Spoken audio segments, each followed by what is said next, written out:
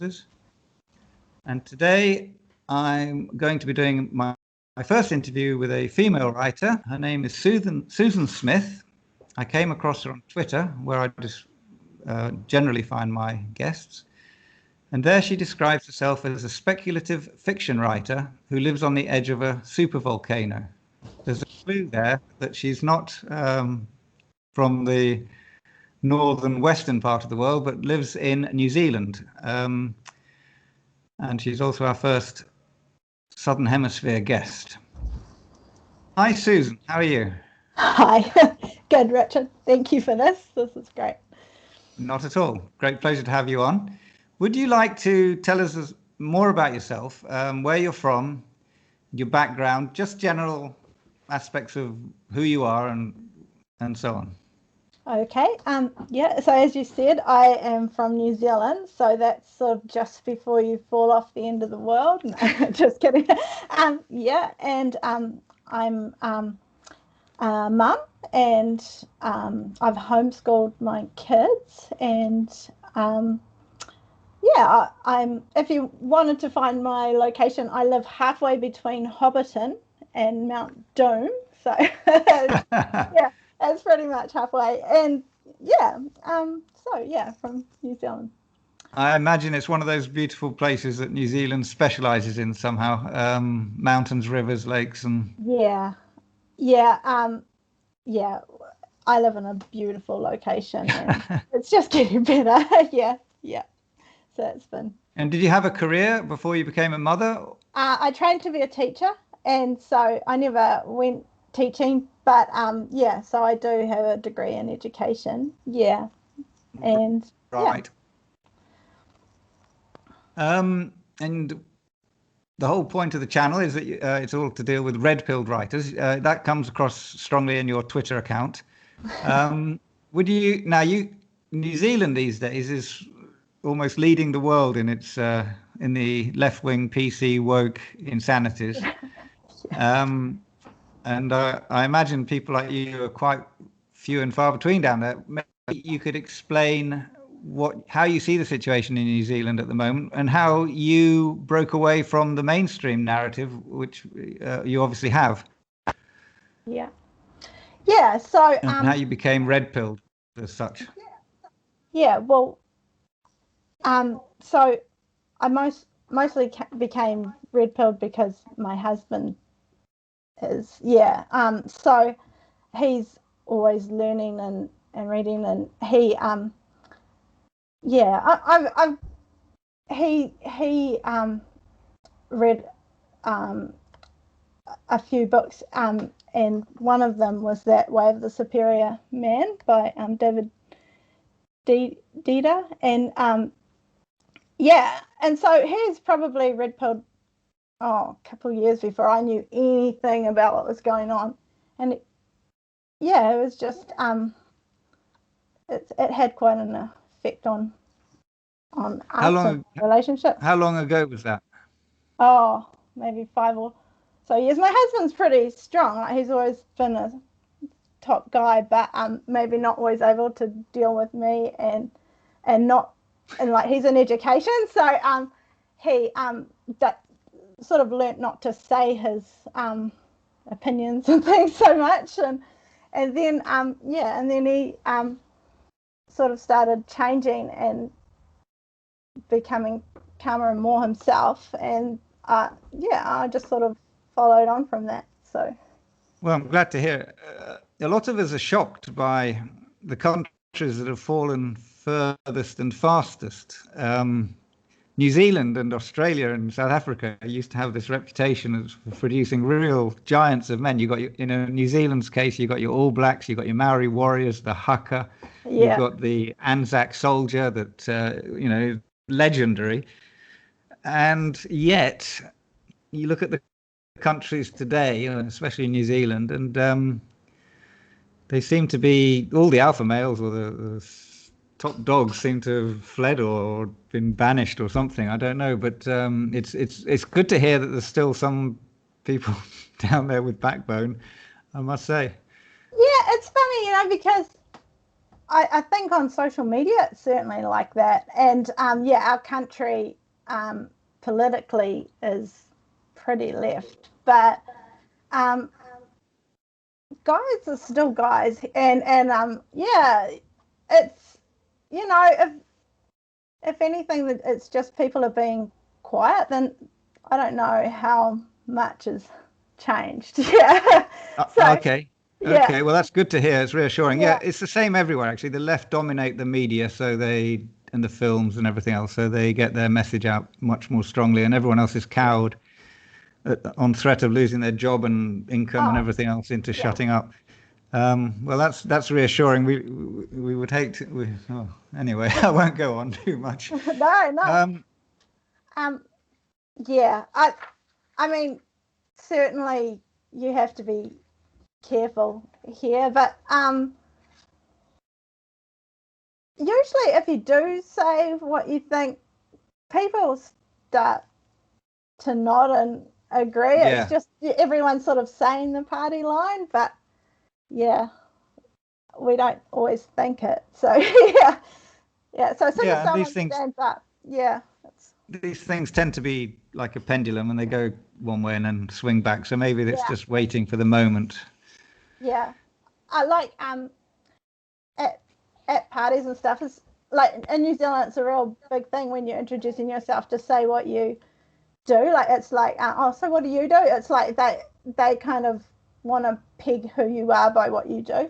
And I've just recently started saying, oh, I just live off my husband, and and it's, Controversial. yeah, and then people start saying, oh yeah, but you help them with your business, or oh, but you homeschool your kids. It's like people don't want to go there, like, because in New Zealand, you, as a woman, you have no value at all if you don't have a job. I mean, that really is how it is. Yet, I come from a long line of housewives and mothers, and that's Of just course, like yeah. changed. So I say that, and then people are sort of nodding their heads, and like with the recent COVID thing, people aren't so anti like homeschooling and that. So yeah, I think it's more just the media saying stuff and people just going along with it and not really thinking.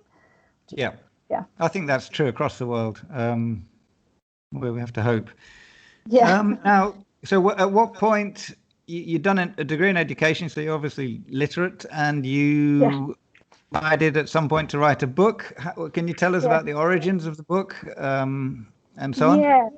Okay, so well, I came up with this storyline when I was sitting in some hot pools in the next city over. So that yeah, New Zealand's at an interesting place because we have this document called the Treaty of Waitangi, and it was a sort of a founding document of New Zealand, but there were grievances, and they've all just been sort of recently worked out. And so, as a country, we're heading into this period of being post treaty. So everyone's had their payouts, and now they've got going to move forward. So I just was thinking about that and wanting to know what that would look like. So that's why my book's like speculative. It's because I'm kind of imagining parallel universe New Zealand sort of thing, and working with that. Yeah.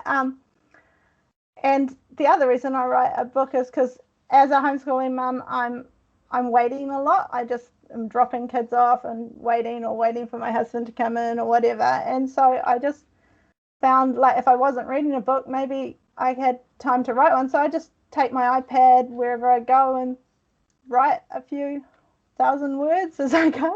It grows pretty quickly. Yeah.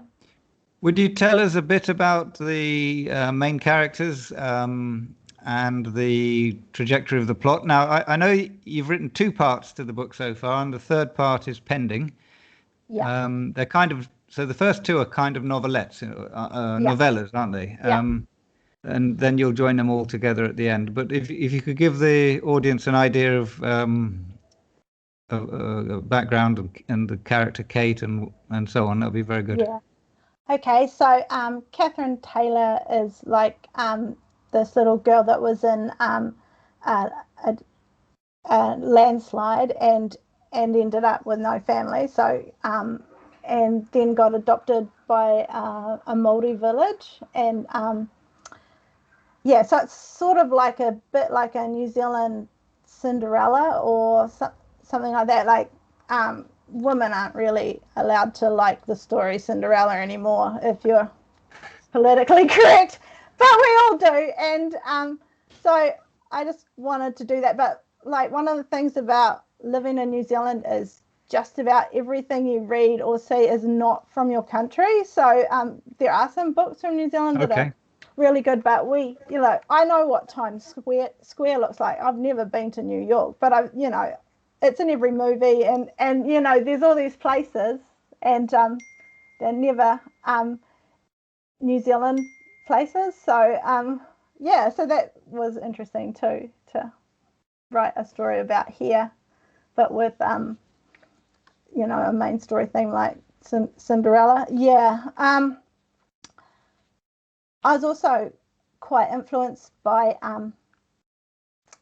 Lucy Montgomery, the Anne of Green Gables stories. Yeah, my dad is from Halifax, Nova Scotia, so I used to read those, and they were really wholesome stories, and I really liked that that you could write about things like that, and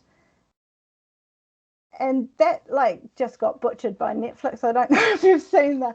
Of course, no, I haven't. No, it's.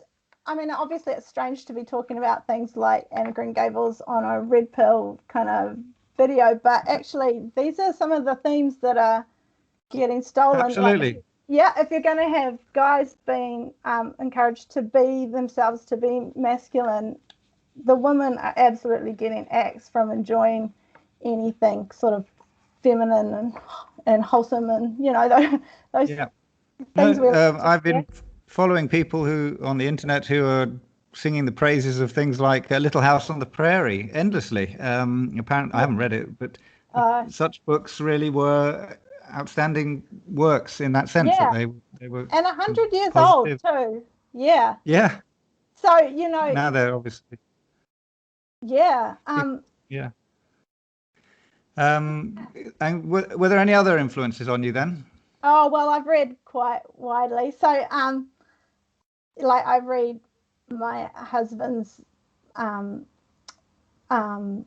books. He likes sci-fi and things like that. And yeah, so I like anything that's following a family or like sort of trilogies and things like that. So like Peter Hamilton did a trilogy called Dawn's Night, and I just like the explorations of worlds. I haven't got that much in my book, but the idea that writing in a place is just as interesting as the story as well. Yeah, and I wrote down a whole heap, but they're going out of my head. Yeah, I like fantasy as well, and yeah, because I'm a homeschool mum, I read what my husband's reading, I read what my kids are reading, not to spy on them, just because we all enjoy reading. So all those sorts of things have had an influence. Yeah. Now, you described yourself as a speculative fiction writer, and you mentioned it in passing a bit earlier. But can you explain for the audience and for me, I've got to admit, what you mean by speculative? I had to look it up, and I've heard the term used a lot, but it's not something I would have understood otherwise. Because the book is written in a quite simple, naive style. Naive, not in the ignorant, but in the unaffected style. Yeah. And the world it's contemporary, more or less, isn't it? Set in the more or less the modern day, but it's also kind of isolated from. You don't hear about what's going on in the rest of the world. It's kind of a little universe in itself, a bit like New Zealand, probably. Yeah. So could you describe what you mean by speculative fiction, and maybe address the way you've interpreted it? Yeah. So the great thing about writing is that you can explore concepts in a book that you can't actually experiment with always in real life. So speculative is what I think is that you write sort of something that's, so it's kind of like what New Zealand's like, but not quite, like slightly changed. Like you can just change some aspects of a reality, just twist them a little bit to just see what that looks like if you do that. Yeah. So so for example, in my book, the Māori people aren't quite as sorted out yet as they are in the story, and just experimenting with New Zealand when you know, some of the treaty outworkings sort of happen and exist. So it could almost be a little bit futuristic as well. But yeah, I don't know, but it's just, yeah, I was at a conference basically, and this Māori lady stood up and said, you know, we're entering a post-treaty time, and she was really positive about it, and I was just like, oh, and I'd never, when I was in the 80s and that, I never thought that we'd ever be like this. Like, no, yeah, I don't even know how it happened. Could this be compared to the demands for reparations and so on, and the returning of artifacts to countries of origin and stuff that's happening in the rest of the world, in the West? Except in New Zealand, we actually sort of had a treaty to say what each party would do, and so for us, it's sort of honouring that, I suppose. Yeah. It's kind of good because we were kind of stuck for a long time before that, and now there's sort of a bit of hope. Like if you go to, we have a festival every on the Treaty of Waitangi signing day, and you know, the people all speak with hope now, and yeah, so I'm interested to see how that's going to be. Yeah. Now I forgot to mention the name of the book. It's Te Kereru. Yeah, I don't know. Kereru. So that's just Kereru. Yeah. So that's a wood pigeon. Yeah. And what's the connotation there, please? Oh, okay. So she, the main character is in a play, and she's a shy little girl. And one of the really cool things about Māori culture is there's often a lot of humour.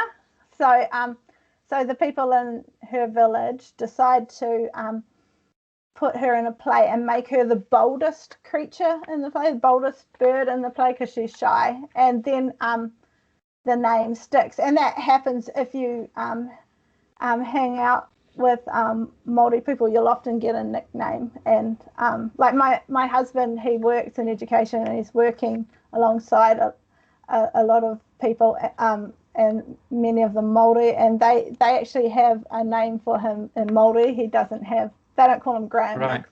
Kiriama. So yeah. And that's the first of her adventures, Kate's adventures, the school play, and then we follow her through school and into her first career, if you like, as a cook.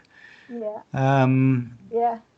That's the fun thing about writing, is you just put in things either that you want to know or that you do enjoy. So yeah, I'm not a French cook, but I've always been interested in that, so I put that in there.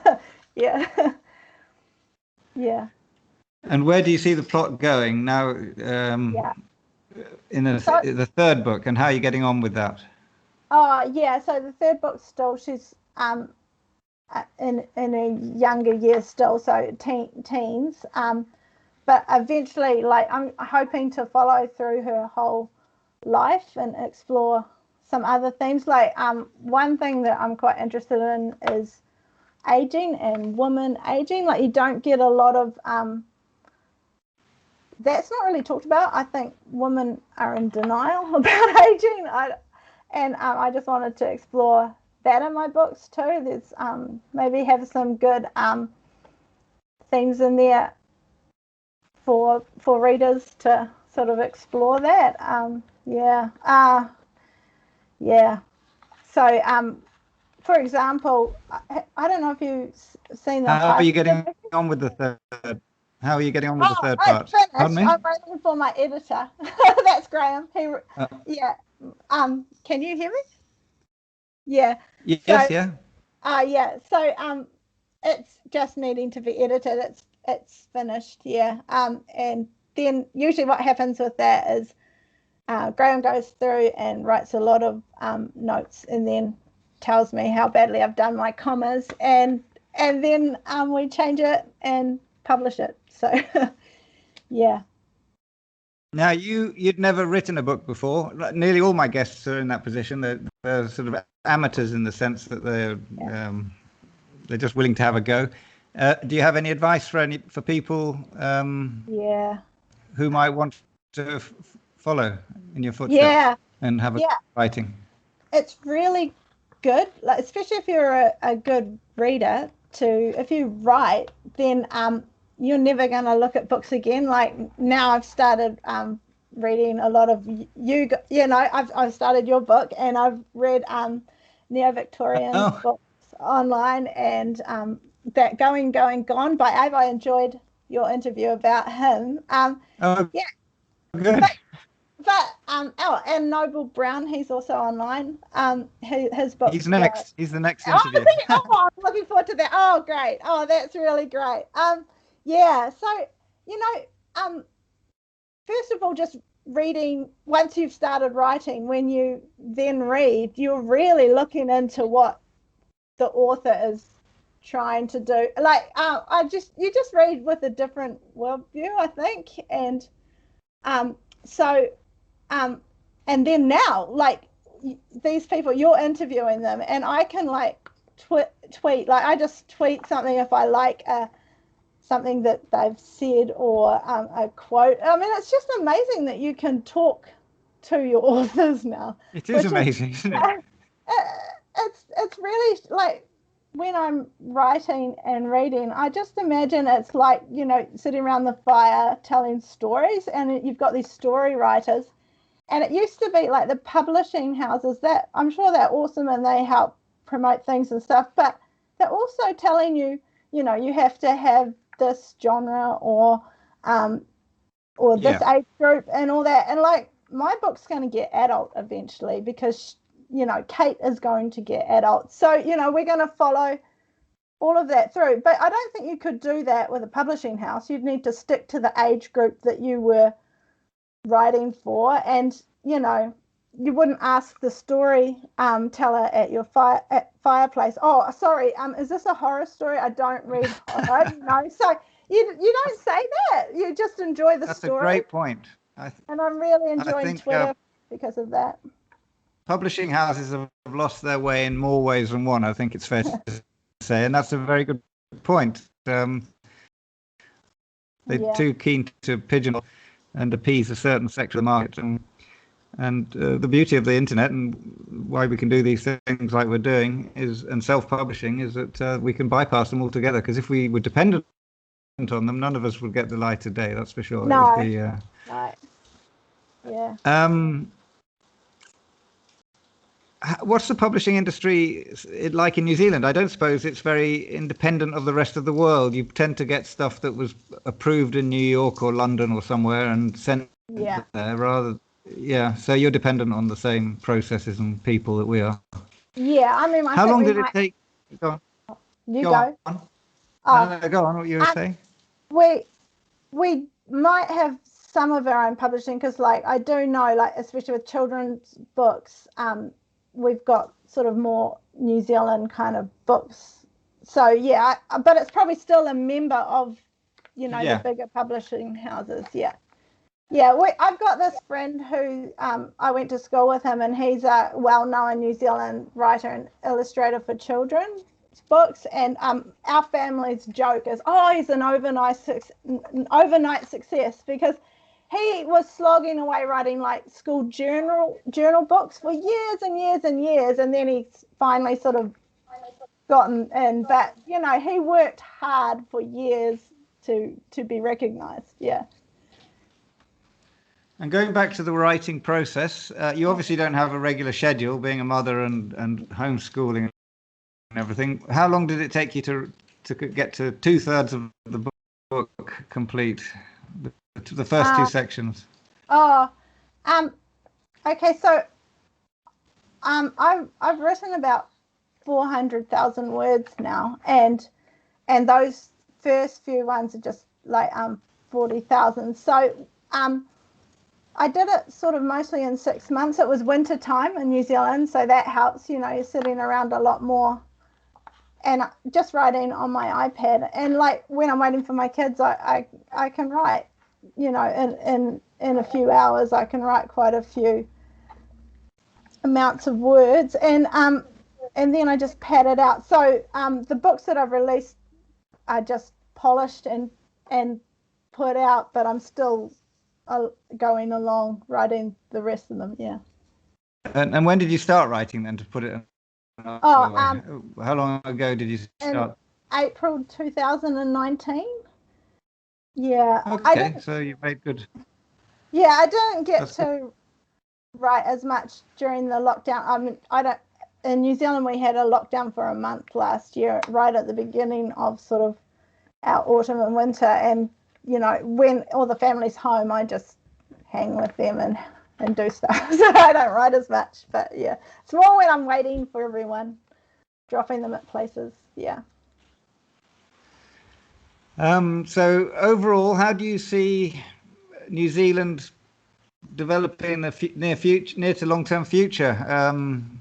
We don't get to hear very often anything other than the left-wing perspective on New Zealand, and this is a chance for us to hear another opinion.